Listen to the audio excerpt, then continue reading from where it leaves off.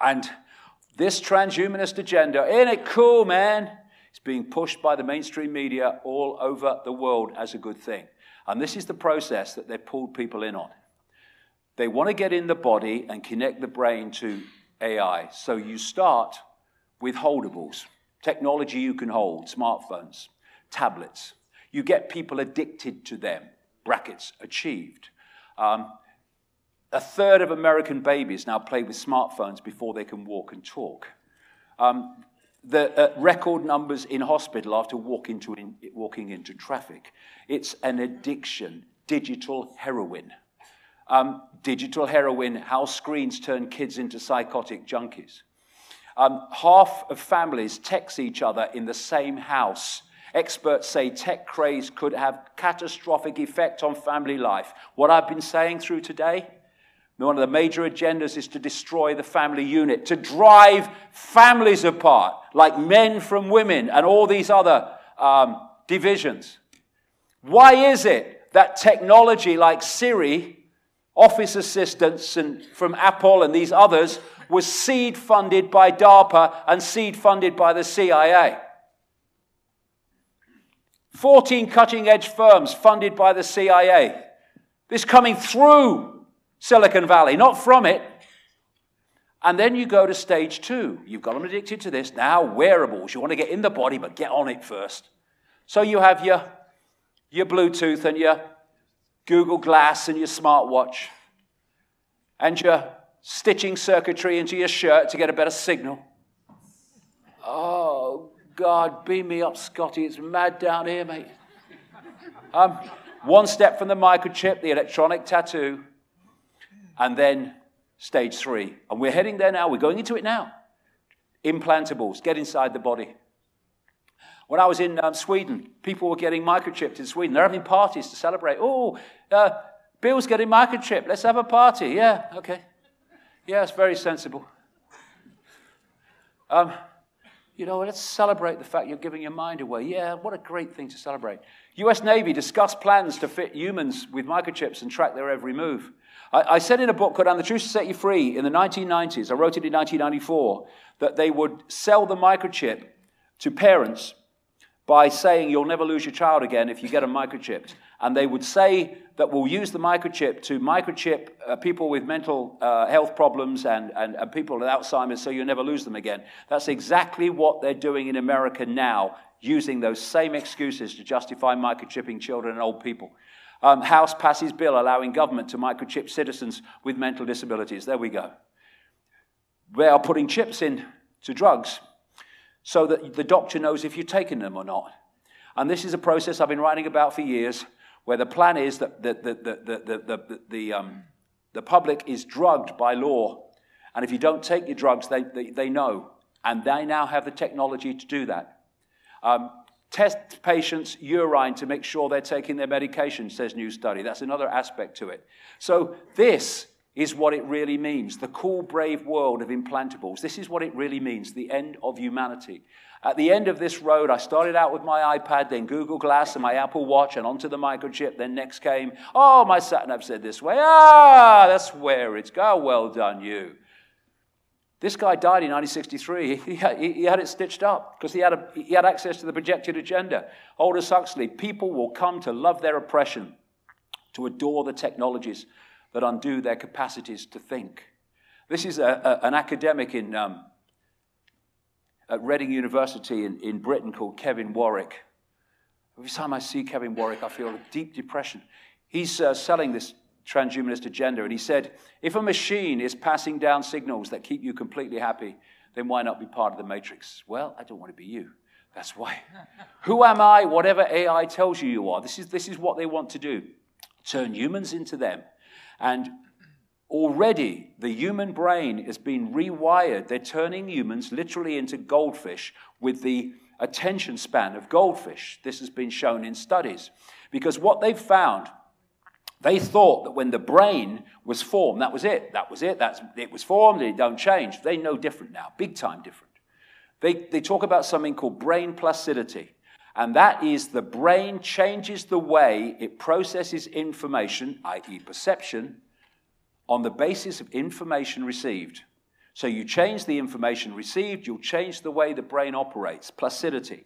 So this bombardment of electrical digital stimulus that people, especially the young, are getting from this technology, they're constantly on, is changing, rewiring the brain. There have been many, many mainstream studies that have shown this and how it's destroying, for instance, like I say, attention spans. People can't read a book anymore because they can't concentrate for long enough. They're going to pick the phone up. When you see people, they're on the phone and they put it down and then they have to pick it up again. They can't leave it. Why? Because the brain has become addicted to that electronic stimulus. And it goes into cold turkey when they put it down and have to pick it up again.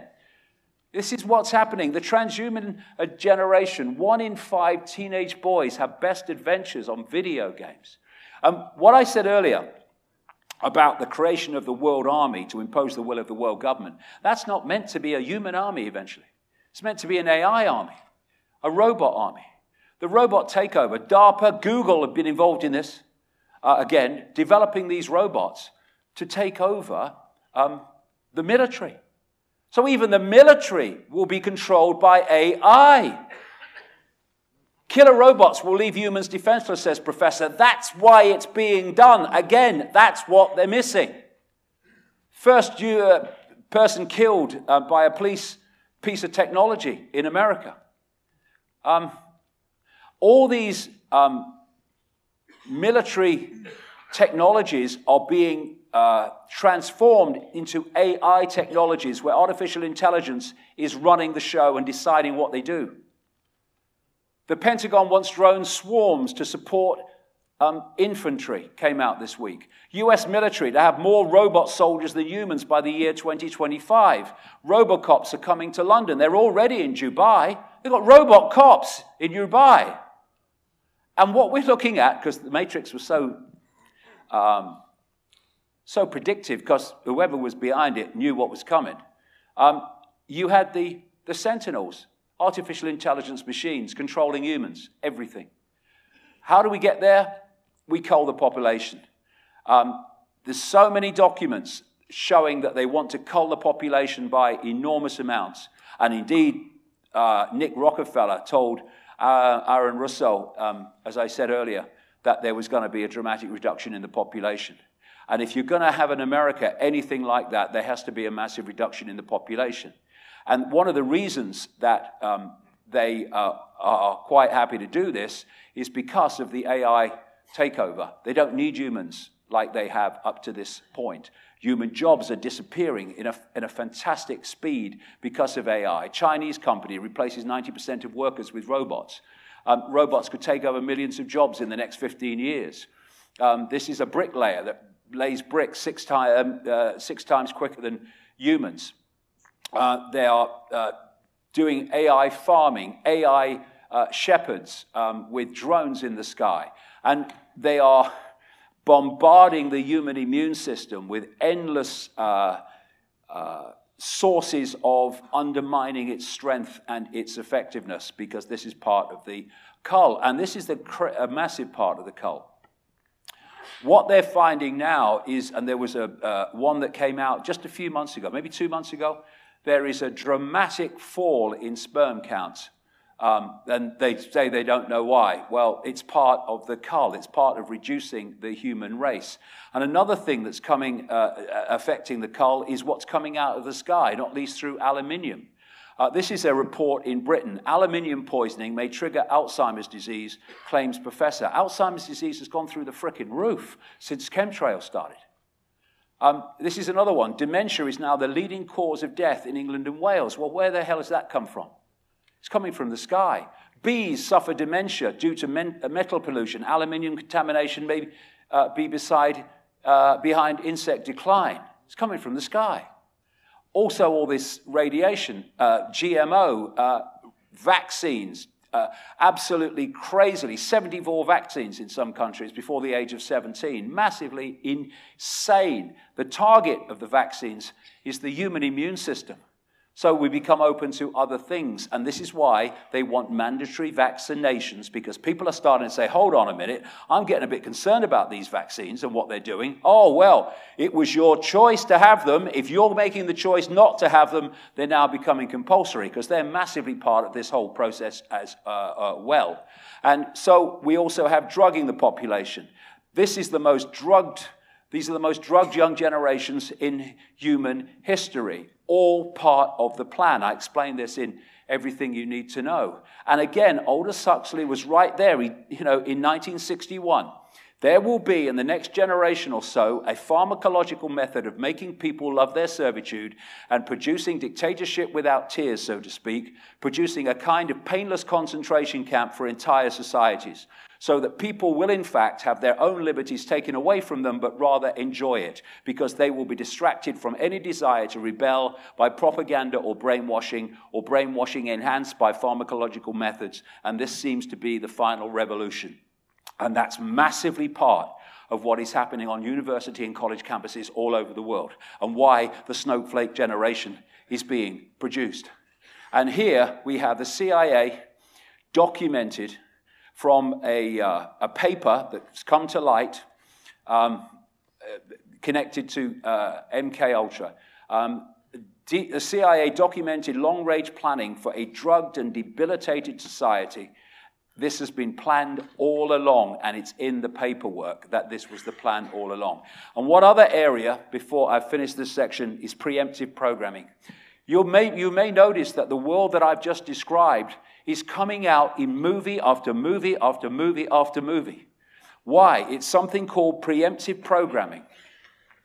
The world they want to take us into is so fantastically different to the world we've been in that there is a strong chance of people going, what's going on? What's happening?